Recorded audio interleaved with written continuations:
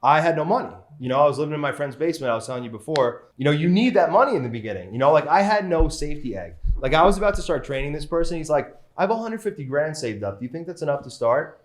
I was like, bro, that's more than enough to get started. I had zero.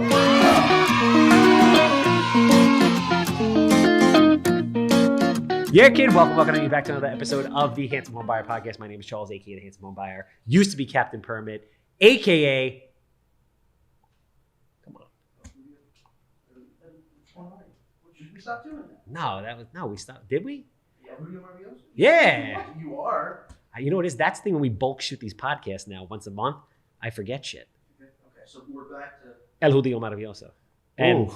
El Chulo de las Casas. Oof. Yeah. Sounds good. Smooth. Like Everything sounds better in Spanish, bro. Yeah, it really does. Everything sounds better It really in Spanish. does. So we're back. Podcast. Top Aprendiendo español. Do you? Aprendiendo español. Pero hablas Sí. español? Poquito. Después de real estate, trabajando en las cocinas, muchos latinos y aprendí I know español. You said after real estate. Oh, You meant antes say- de yeah. real estate. I worked in restaurants, a lot of Latinos in the kitchen. I just became friends with them. And yeah, so I No, always you were going good there. yeah, I always had like a little Spanish and I want to take it to the next level because for obvious reasons. You know the obvious reasons is what? Spanish girls? I mean, love Spanish girls, but you know, I think, you know, it's just a lot. It's just bilingual. You already got me in a corner. I'm sorry, He's already bro. got me in a corner. I mean, was everybody thinking the same thing? Yeah. I was thinking. Thank you, Yeah. Greg. At least I can count on Greg in this situation. All right, so let's for people who don't know you, James Hogan. Yes, sir. Now you're currently with Daniel Gale Sotheby's, top Yes. 20 under 40 winner. Yes. Congratulations, sir. Thanks, bro. Very impressed. Appreciate it. I remember you, although it seems like a million years ago, it wasn't because neither of us have been in this business for that long. Yeah. I was on your podcast. So podcast host, used to have it, haven't been doing it, but definitely bring it back. Only 29 years old.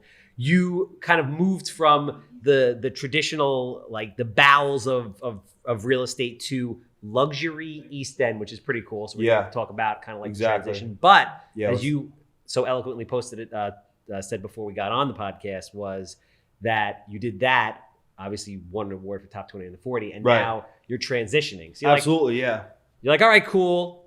No, just let me run my mouth. Yeah. So just let you talk. And we'll jump into, I'll give you the cue. Okay.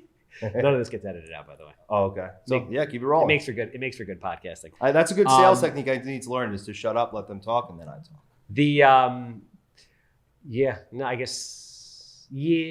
Sales, life, everything. I just learned that recently, but that's what we do. We basically talk people to death. We like charismatically talk people to death. But now you're doing the listen. You're very impressive, bro. You're an impressive guy. You have impressive hair. The numbers speak for themselves. And most impressively, I wrote this down. You could dance. I can dance. Yeah, we were talking about it before the podcast. I love to dance. I like to go out. I love to have fun and live my best life. I had probably the best, 29 years old, I had the best summer of my life this year. I feel like, when did I meet you? 3 or 4 years ago? I met you when I first started, which was going on 5 years ago. Yeah. Wow. Okay. And I was just I was like following everyone on Instagram, you know, trying to get tapped in with the real estate. And you said like everyone should start a podcast and I'll go on anyone's podcast.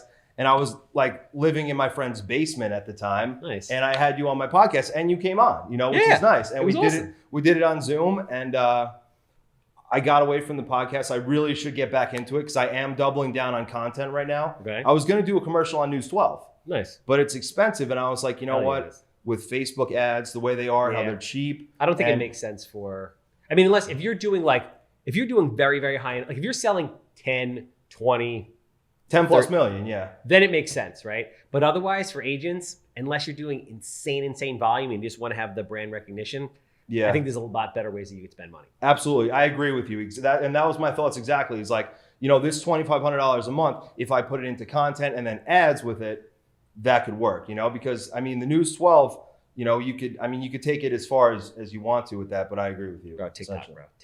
Yeah. TikTok. I need to get on TikTok. TikTok is the most amazing yet frustrating thing of all time. Why? So, all right, so like I have a video on TikTok, 3D printer with 22 million views. Congrats on that, by the way. Thank you, man. That's huge. You're going to be crazy famous for that. Crazy. Yeah. So TikTok famous. I drove by. It's by the 7-Eleven. I know where it is. Yes. I drove by and I was like, holy shit, let me take it. see what it is. So that's awesome. But then I posted a video yesterday, it got like 300 views. So it's like, what goes on here?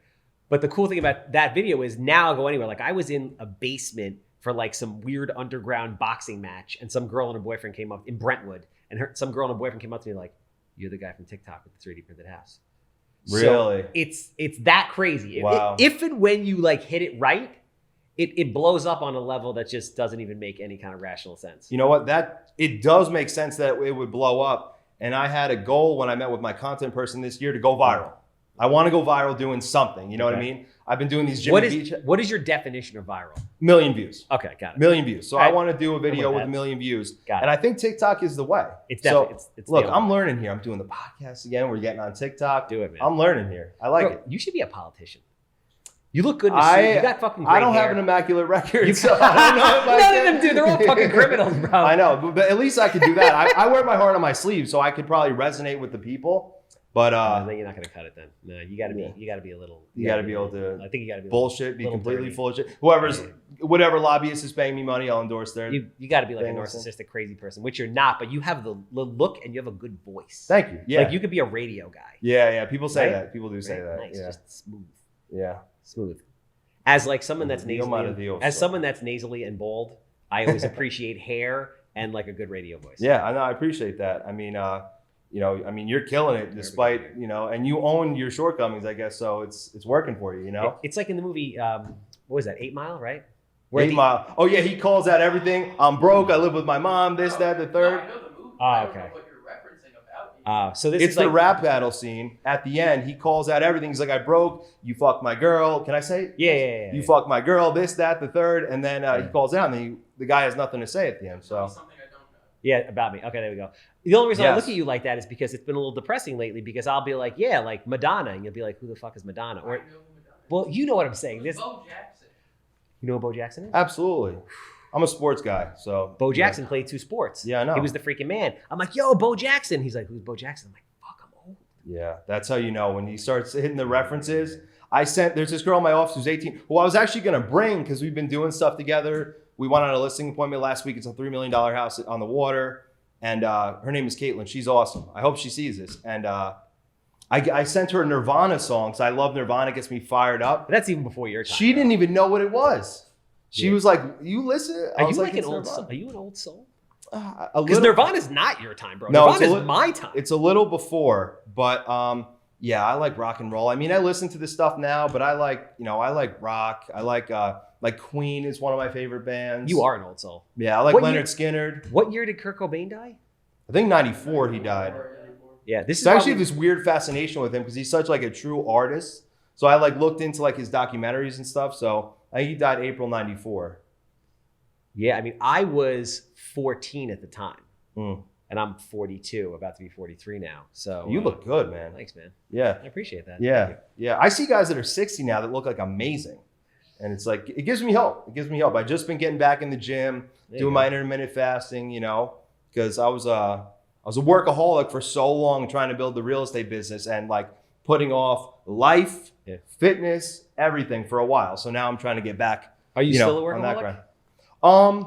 Yeah, I love this game. I love the real estate game. And now I'm not just like I got 3 listings this week now. Fuck, good for you. Yeah. All so- out east stuff, all Hampton stuff. Well, Shirley, West Islip, and Patchogue. So Okay. not all out east, but JB put this the best way. Bolvinen? Yes, Got it. JB Bolvinen put this the best way. I run my business like a BMW dealer. Got it. I sell a lot of 3 Series, Okay. meaning the West Islip house, Nothing the wrong Islip with house, boom, boom, boom. But I'm always trying to sell that i8, I want to sell the i8. I want to sell the 750, So I feel like he would say that. I could see him saying that. he did say it, and that resonated with me. And I was like, okay, I started my business up island. Now I'm in the Hamptons, and now I'm rocking and rolling. And my mom lives in West Hampton, so I know that area well. It's not like I'm just some stranger walking in there.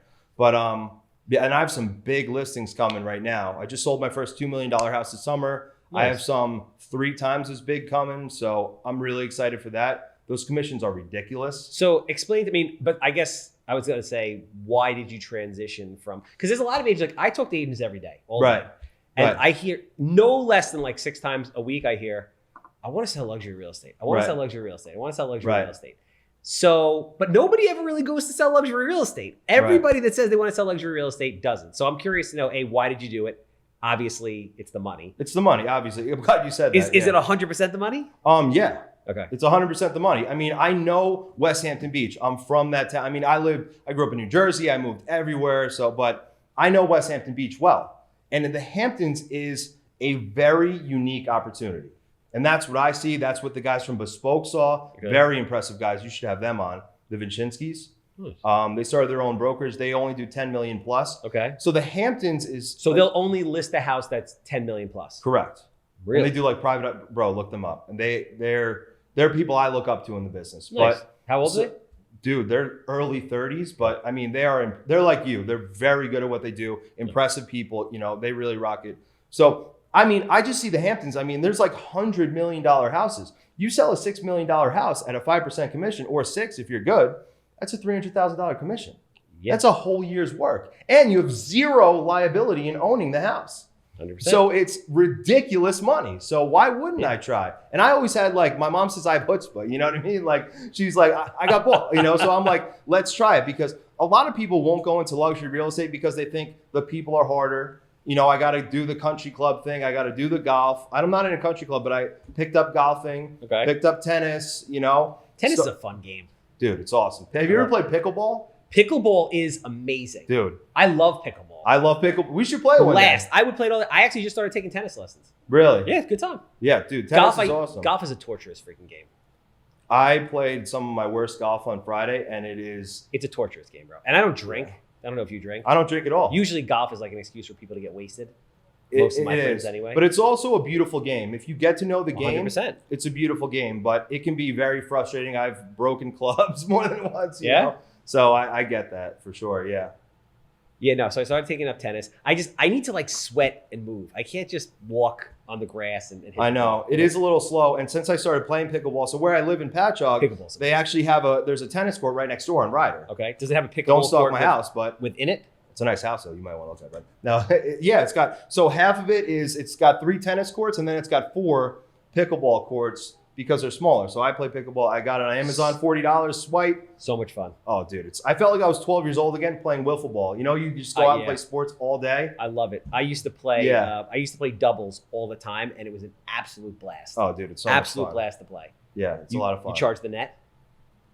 You know, I thought I figured out like this crazy technique. You got to charge the net, dude. I do charge the net. I was in the kitchen. You're a big guy too, so it's like, what are you, 6'2", 6'3"? No.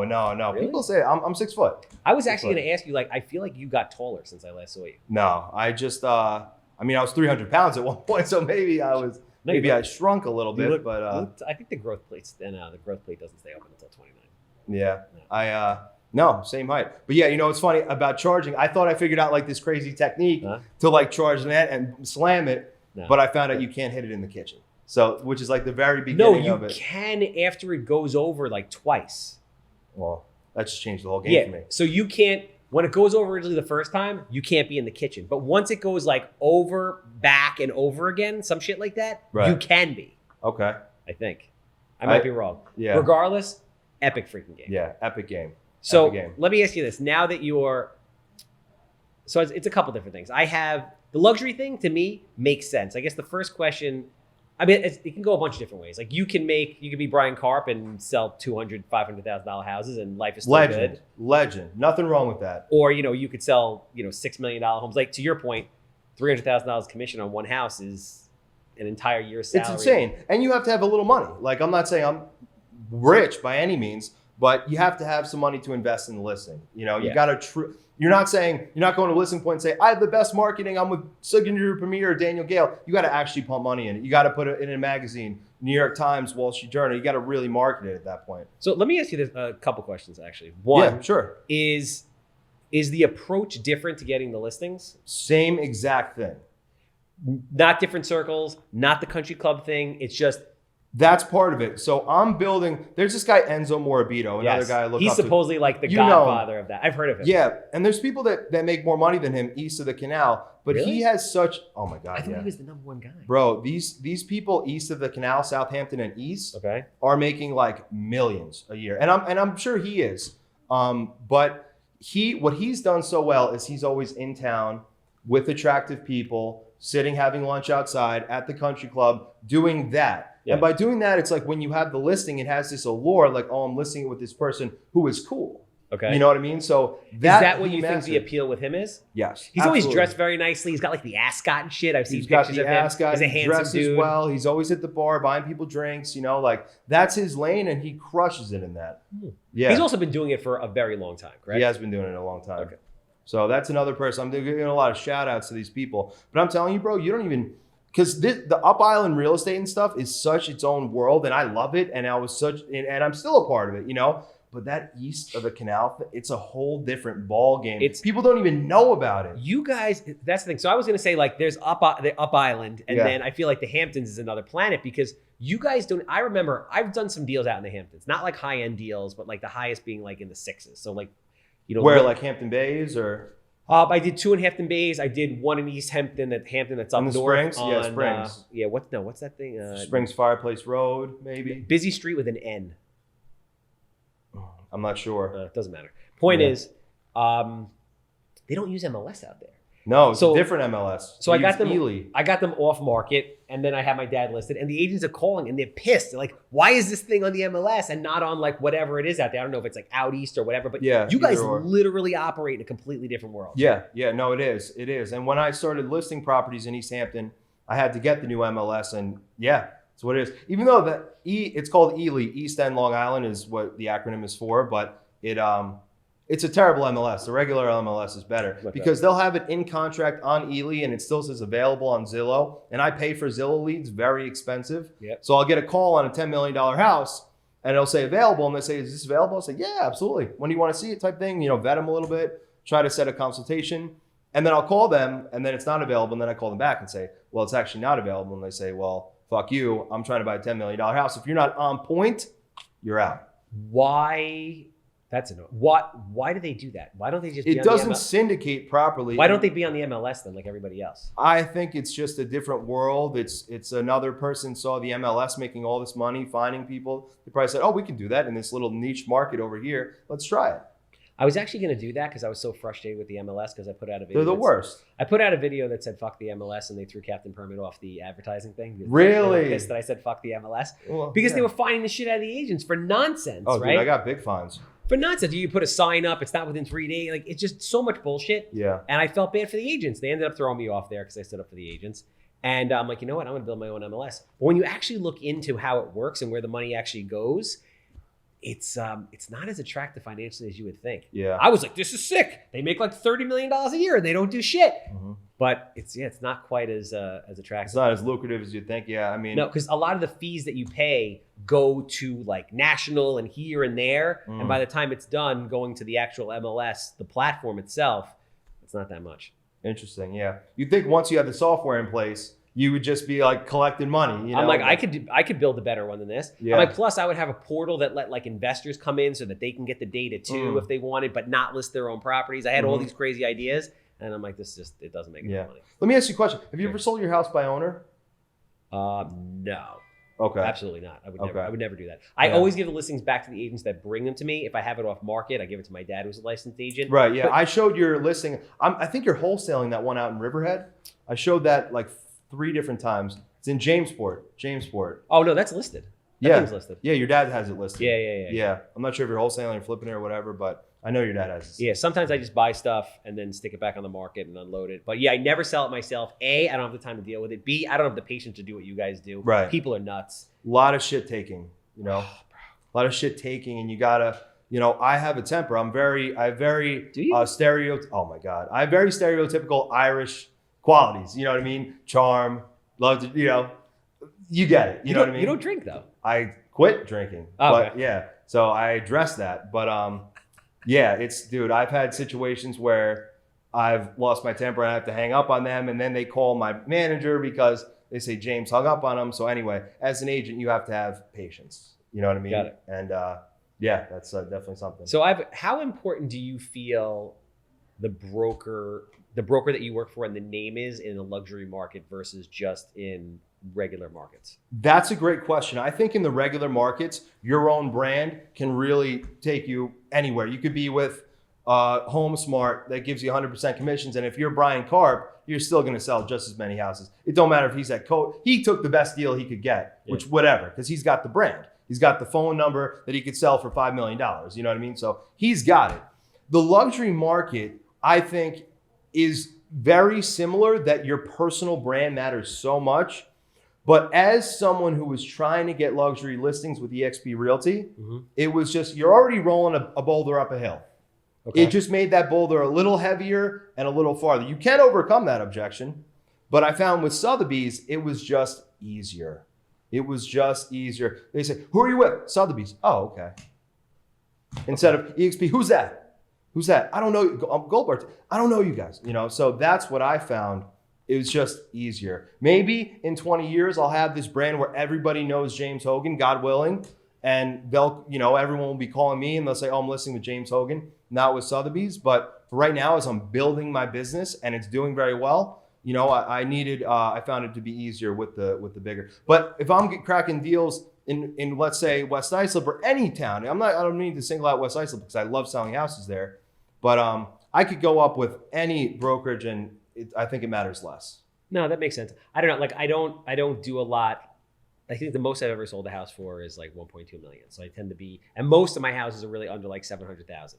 Yeah. So I don't really play in the luxury market. So I've sent you luxury potential flips, and you're like, I don't touch them. Dude, that stuff scares the shit out of me. It really does. And it should, because you know my dad was a mortgage broker, and he also flipped houses, and he made most of his money flipping houses. And in 2008, he decided it was like the perfect storm of like unlucky stuff, and he actually got like completely smoked because of a luxury flip. Yeah. And then like 2008 happened, and then they weren't lending, and anyway, it was this whole blend of things. Anyway, if I want to start flipping houses, maybe we'll get into it later, but like I have investors ready and stuff like that, but I wouldn't even touch a luxury flip. Luxury scares the shit out of me. I mean, it's like, you have to really be into the design aspect, because you really have to know like what people want. The amount of time it takes, the amount of money, you have to like time the market just right. Like the Hamptons was red hot. COVID, red hot. Cool. It was absolutely insane. Just blowing everything out at ungodly numbers. And then all of a sudden it just like, just turned off. Yeah. The market's come down like 5-10% easy. I've seen the market across the board come down 5%. In the Hamptons, it seems like it's more. Yeah. And you know what's funny? Being like a Hamptons local, even though I live in Patchogue now, because it's just the greatest deals you can find in Patchogue. I don't know why it's so cheap, but it's, you know, I would drive around Southampton and I would think, oh my God, no one left. People are actually living here full time. Yeah. This year though, people are gone. New York City is back. Yeah. So the Hamptons is now a ghost town as opposed to the last 2 years when it was still popping year round. So I could see, that's interesting. I could see more of a downward turn with the Hamptons real estate, but the Hamptons still the Hamptons, you know? It's one of those, it's a destination place. Like P. Diddy has his party there. It's like Montauk has become a world-class travel destination. Montauk's a totally different ballgame now. Yeah. I mean, it used to be like this. I remember when I surfed back in the day, it was like this sleepy fishing village. There was nobody out there. We'd go, we'd surf. Now it's just crazy. It's hotels. It's $1,500 a night. Yeah. It's a totally different ballgame. Yeah, it's Dave Portnoy at Surf Lodge. You know what I mean? It's like, that's what it's become. It's cool. It's cool. And Sag Harbor is a similar situation, but yeah, it's very interesting stuff for sure. So let me ask you a couple different things. And I've talked about this with a bunch of the people on Top 20. Yeah, go for it. Yeah. This is from, I've heard, and no one has called me out on this yet, and we've done like 10 of these things already. So I think it's safe to say that this was the most competitive class yet. Yeah. So the most amount of people with the highest GCI and all that. Yeah. So that's, I mean, amazing. And then B, everyone that's been on here, and again, we've done like 10 plus of these already. Cool. Unbelievably impressive. Like, I do this every single year. I meet the top 20 and the 40. We chop it up on the podcast, and they're all great. But this year, different ballgame, man. Yeah. Like elite level. Everybody's like really on point, super professional, very well educated, just about their business. Yeah, surgical. Sure. So I guess the first thing is you're doing all this business. Right. There's 30,000 realtors on Long Island. Right. Every one of them that's under 40 wants to be you. Right. So thank you. And they all want to know as they're listening to this. What's the secret? How the hell did he do it? Yeah. It's very simple. I time block to prospect every day. That's it. I just prospect. Whether that be door knocking, whether that be cold calling, which I can't with Sotheby's anymore do that. They don't let you cold call? No, they don't want you cold. it's just a higher standard. It's different, bro. It's just different. So it's just, I just allocate time to prospecting. That's the first thing. The second thing, and no, I've mentored more than one person and I can't seem to get people to get it. Maybe I can't like put my drive into someone's heart. Well, that's definitely it. Yeah. But it's like, I try to say, okay, just time block on your calendar. I'm prospecting from 10 to 11. Do that every day. You will make 6 figures selling real estate. So nobody can do it. The interesting thing about all the different top 20 under 40 people is it's all about like the more people that you know and the more people that you meet, the more deals you're going to do, right? And the more people that know who you are, being like, oh, I'm thinking James Hogan when I have to sell my $10 million house. Right. But everybody goes about it differently. So some people are cold calling. Justin Soriano, who aired today. I love the phones. He's a beast. I like him. He does the charity thing. So he like does all this charity stuff just for charity, but like meets all these people and sells all these houses. It's great. Everybody. Kenny Hirsch had a really interesting way he did it. I like him too. He's a cool guy, but he's never picked up a phone, knocked on a door his whole life. He's the man. He's hilarious. Bro. He's the man. I'm having dinner with him on Friday night. He's hilarious. Yeah, he's a cool guy. Like that. I really liked your podcast with him. I watched that one. And I didn't even know his story. I mean, his story was like, it's actually giving me the chills right now, inspiring. And he's never picked up a phone. I'm like, how the fuck did this guy do it? Everybody. I'm a big bang the phones guy. Now I'm following up with them, right? But I love hitting the phones.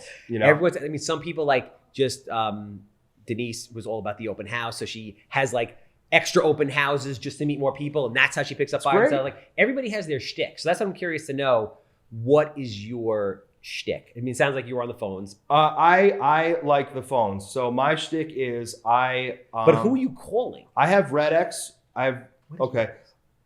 RedX is a dialer system. It's like Mojo, and you can call. I'm not saying I do because I'm not allowed to cold call anymore, right?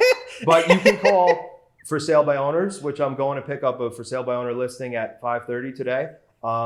You can call expireds, you can call geo leads. So let's say I sell 11 Banana Street in Southampton. I could drop a pin right there, pulls 500 people around it, pick up the phone. Hey, James Hogan with Sotheby's, just sold 11 Banana Street, multiple offers. Would you like a CMA? No, boom, next. Do that for an hour a day. Then from there, I'll take their data, I'll grab their email and put them in an Excel sheet. Then every week I update my Resora, which is my email blast. So then they're getting a weekly email from me, and then they're getting, whatever else that I do. But that's how I do it. I cold call. Now I follow up. I'm not allowed to cold call, so I don't cold call, right? And then this is great. And then I put it on an Excel sheet, and then I send all those people a weekly email. And what the weekly email does, it's very underrated, is I'll send it out. Like I just adopted a Husky. I love my dog. I adopted him from Brookhaven. I love my dog. He's the best. He sheds a lot, but he's the man. And but I'll send that out. I'll be like, I just adopted a dog. I wanted to get a puppy. I really think that you should consider adoption because it's brutal what these dogs go through. And then they'll call me and say, James, actually, can you show me this house in West Hampton? And I'll say, perfect. What's your open rate on the emails? Do you know? 30%. That's fucking high. Yeah, because I've had a conversation with all of them, and I have a relationship with them. Look, if you just pull up, like, let's say you wanted my email list and you started sending it to Charles Weinraub, they wouldn't open it because they've never talked to you. But they say, James Hogan, that's that guy that called me and he told me that my house is worth $10 million. And so let me see what he's got to say. Oh, he adopted a dog. He's cute. Next, boom, done. So you have to have a relationship with the people that you're emailing. If you have a cold email, how many annoying cold emails do you get? You say, unsubscribe. But if you've had a conversation with them, developed a relationship with them, then that increases your chances.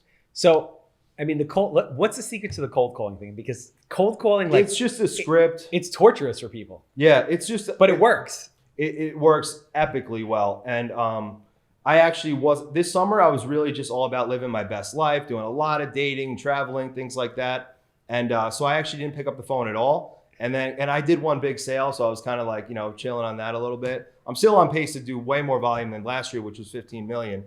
But it's just a script and practicing, starting it, then you get good, then you've sold the house. Like let's say hypothetically, I'm not allowed to, so I don't, but let's say hypothetically, you're calling for sale by owners and the first one says 11 Banana Street Islip. Mm-hmm. Then I'm like, oh shit, I just sold 2 houses in Islip. So then I could pick that up on the phone. I'm like, I actually sold this house over asking.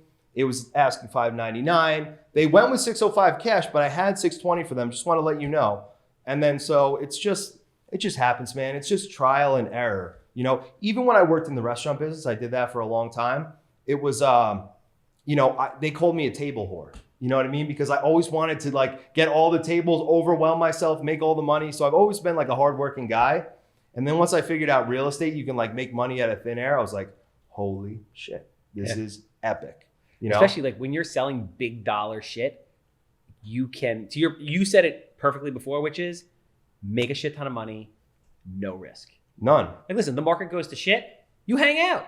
Yeah. You hang out, you still have listings, things are going to eventually sell. When the market heats up, they start moving better. You just, you live wisely, you don't blow crazy money, and that's Pay it. taxes. Yeah, I guess a lot of people don't pay their taxes. You know, it's hard because when you're first getting started, at least for me, I had no money. You know, I was living in my friend's basement, I was telling you before, and the story goes way deeper than that even. But you know, it's, you know, when you first, you're like, holy shit, this is 10 grand. What, you know, this is awesome. And then you spend it and you buy a car or whatever you do. Most people buy a BMW, which I did. And, you know, it's like they get a stupid car. But, you know, you need that money in the beginning. You know, like I had no safety egg. Like I was about to start training this person. He's like, I have 150 grand saved up. Do you think that's enough to start? I was like, bro, that's more than enough to get started. I had zero, you know? So it's like, you know. It's, and you know, you don't need a lot to get going. You just need to get going. Exactly. However, and you said it great too. It's like she does open houses, he does a charity event. Whatever it is, just make sure it's massive action and do it. Don't watch YouTube videos saying, how do I do it? Why do I do it? Where do I do it? Just fucking do it. And then if you fuck up, that's a lesson and keep doing it. I love it. I think the most important thing that you said that I hope every agent takes from this is you time the prospect every day. Yeah. So from 11 to 12 or 10 or whatever the hell it is. And listen, I've had some of like the Long Island greats on here, like the Larry. Do you know Larry Theodore? Larry Theodore. He's like he's in Nassau County, Farmingdale. right? He's a Farmingdale guy. Yeah, 65 years old. Makes like $1 million a year plus every year. I do know who that is. I stalk everyone on Zillow, so I know who that is. Yeah. Yeah. No, it's yeah. He came in here and I'm like, yo, like, what's the secret, man? Like everybody wants to know. You're Larry Theodore. You're a legend. You've been doing that. You've been making like 800 grand a year or better for the last like 30 years. Wow. Yeah. Doesn't matter. Guy. So prospecting, exactly what you said. He goes out every day. Sad? He comes. This is what it is. He comes home every day, like clockwork, at like 6 o'clock. Waves to his wife in the window. Goes out into his little man cave. Sits there. He has crates with files, literally with every person he's ever called, and he writes down every conversation he's ever had. So he sits there for like 3 hours a night. That's my database. And just freaking cold calls people. And then every time, like every house he's ever sold, he brings them a fern every year. Like he is in these people's ass. I love that. 24/7. I love that. And sorry to cut you off. As you can tell, I'm excited. I'm an excitable guy, you know? But I was actually going to do that this year. I'm going to go around giving out gifts, holiday gifts. So I'm glad that that's a pillar of success for him because those are two things that I'm actually implementing. Yeah, I mean, he was in landscaping before that. So they plant it or he plants it for them and the freaking tree grows. And every time they walk out of their house and they look at the tree, they think of that guy. It's awesome. Freaking brilliant. Yeah. But that's really that is very smart. It doesn't go away. You know, it's always there. Exactly. That's smart. So all those OG guys and girls that do that level of business and have been doing it like consistently for a long period of time, they're doing the same thing. So that's like great lesson. So my final question to you is, for all the agents out there that aren't you, right, that haven't won the top 20 on the 40 yet and want to, what are 3 things you would recommend that they should do in order to get where you are? The first thing would be, well, aside from prospecting now, so take it to the side. First thing is work on yourself. You know, I think personal development is huge in real estate and any kind of sales, really. So work on yourself, find out what your flaws are, things like that. You know, I have an addictive personality, which is a blessing and a curse, right? Yeah. So I get obsessive with things. Like I played pickleball one day, I'm playing it every day now. You know what I mean? So that's a blessing and a curse for me. So I had to cut shit out of my life that was not serving me anymore, you know? So I would work on personal development, read books, like obviously Rich Dad, Poor Dad. It's not, you know, it's not If I Can Afford It, It's How. So you do all that. I like Grant Cardone. I know he's got mixed reviews. He fires me up. So work on yourself, number 1. Number 2 would be, I would reach out to people like Charles, like the John McSherrys, like your boy Dan, you know, things like people that are involved in YPN and build a relationship with them. So once they start to like you, you know, ultimately it's their decision. I'm sure some people had higher sales than other people and some people got it, right? Because it's who you know, not what you know. So, right? Look, I'm That calling I shit can't, out. that I can't comment on. I don't know enough about it. But from You're what lying. No, No, I'm serious. no. I thought it was always like a little bit political, but then this year I heard like the sales were nuts. Like everybody made like. I real mean, money. my GCI was like hundreds of thousands of dollars and not two, you know? So it's like that was what it takes. But in you know? life, it is in general, it is who you know. Absolutely. That's why another thing I'm doing at number 3, I would become a pillar in your community. Very smart. Stephen King does that better than anybody. Stephen King is Mr. Patchogue. Yeah, he kills it. I love what he does. And I'm driving now. I live in Patchogue. I have one of the nicest houses in Patchogue, and his signs are everywhere. You know what I mean? Anyway, bro, he is amazing when it comes to that. He's involved in Chamber of Commerce. Like he donates a ton of money. He's that guy. He makes the videos. He's been doing this for years. I've been following everybody because I got tapped into real estate, you know, before I even was making money. And he's like, you know, he goes to the school and does stuff like. Exactly. So what I'm doing now with West Hampton is 1, I'm starting a Untitled Chapter. Okay. And then number 2, I'm doing these local business spotlights. Okay. So I have my very smart. I have my videographer coming tomorrow, and actually this for sale by owner that I'm signing at 5:30 is someone whose business spotlight that I did a couple weeks ago. It's her dad. Smart. So yeah, so it's working. So it absolutely works. And the thing is, like, I tell people this all the time.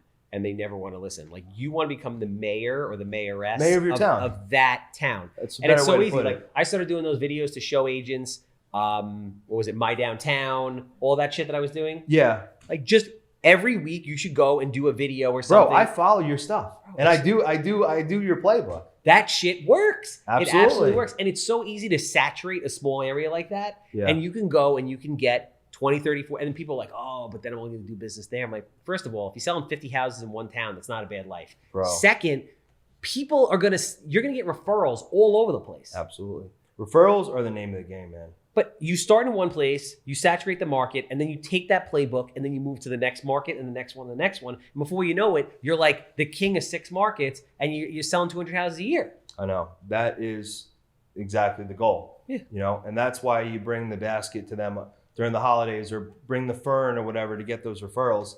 And, you know, you become the mayor of your town. I like that. That's a really good way to put it. Mayor of your town. Because then you're like Enzo and everybody knows you. That's that guy. He sends everyone a drink. You know, I listen with Enzo. Okay, yeah, I know this guy. Whatever, you know. That's smart. I've never met him. I've heard about him and I know nothing about luxury real estate. Dude, he's like this chill guy, loves to party, dresses really nice, and branded himself as the waterfront guy and crushed it. Yeah, anything. You know? I heard anything on the water like 10 million. I mean, this might not even be true, but this is the perception. This is what I heard. 10 million or better, you're on the water. That's your guy. Yeah. Well, West Hampton Beach doesn't have that many 10 million plus, but yeah, Quag, you know, Sag Harbor, he does some. We almost had a deal in Sag Harbor, close, waterfront. I had the buyer, and my buyer actually backed out, unfortunately. But yeah, he kills it. He kills it. Yeah. Nice. Listen, I very impressed. Congratulations on all your success. Thank it's great you, man. to see you grow. Bro, just getting started. And 29's young. Yeah, you know, I got Hogan Capital coming soon. Yeah? That's what I'm excited. That's what I'm really excited for. Yeah, because I got into this because I had to do an internship for Baruch. Okay. Sorry to keep you. No, not at all. But I'm a talker. So I left home at 19, whatever, and then I ended up going back to college. And I went to Baruch for I was going to be a stockbroker. And then I got an internship at this commercial real estate place. My sister babysat for him in the Hamptons, and I knew they were rich. I didn't know how. Mm-hmm. And I found out they owned real estate. Mm-hmm. So that's when my personal development journey began. So what really gets my blood going now, like I actually got a listing like this week, and I remember I was driving, I wasn't that pumped. I was like, damn, I'm kind of like flatlining here. Like I'm like, this is just, it's like when you score 20 touchdowns a year and you don't have to do the big celebration, you know. But what really gets me going now is the real estate investing. So I have investors lined up. I have, I've been doing a lot of education. I actually might hire your boy, Carl Chabon, just to double down on the education. The man. And, and I know, I have an abundance mindset. I mean, there's enough for all of us to eat. So much. And, so I'm excited for that too. And I love this game, man. How great is this life? Like we're working right now. Real estate's the greatest thing ever, man. Right? It really is. It can be as big as you want, as small as you want. You can make a ton of money. Like you put your kid through college. Like whatever you want to do, you can do through real estate, which is amazing. Listen, I wish you the best of luck. That's great. Obviously, I'm always a resource to you if you need it. Yeah. If people are looking to buy or sell any kind of home, but especially a luxury home, how would they get in touch with you? My cell, 631-599-0728. That's my work phone. And Instagram, check me out, James Hogan Real Estate. pumping out a lot of content. And Hogan's Homes on TikTok. We're starting that. There you Hogan's go. Homes. All right, that's it.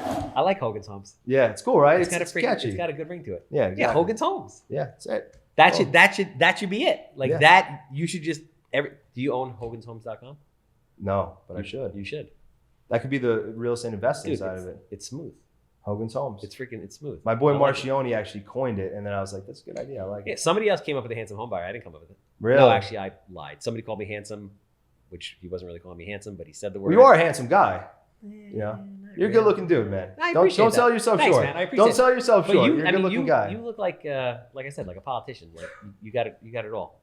The bone Yeah. structure, the hair, everything. Yeah, that's So- thank my mom for that. But I appreciate that. Yeah. Obviously, I'm the handsome home buyer. If you have a house that smells like cat pee, dated from the 1960s, 6 inches of mold on the wall, human waste floating past the basement steps. I'm quick. I'm easy. Good time. Fuck yeah. That's your boy. I want to buy And it. he's fun. 516-777 sold. And obviously, this podcast and every podcast is sponsored by Cardinal Financial, but specifically Sal Rizzolo, the fucking man. Oh, We got wow. accepted Yeah, off- Cardinal, yeah. They just opened a Patchogue, too, so they got a location. Yeah, they got the location out Yeah, there. I saw that. That guy kills it for me. If you are a realtor, if you are an investor, you need to have your deal screened by somebody. Doesn't have to be Sal, although it should be Sal, but it has to be somebody because, Listen, bro, man. there are people running around with crazy pre-approvals that make absolutely Yeah, no deals are sense falling right now, apart man. everywhere you go right Left now. and right. You have to have somebody. Yeah, as a listing agent, yeah, someone's got to check it. Maybe it's Sal. Have to. You know? Maybe it's Sal. Yeah. Appreciate the tip. My man. Thanks for having me on. That's a wrap.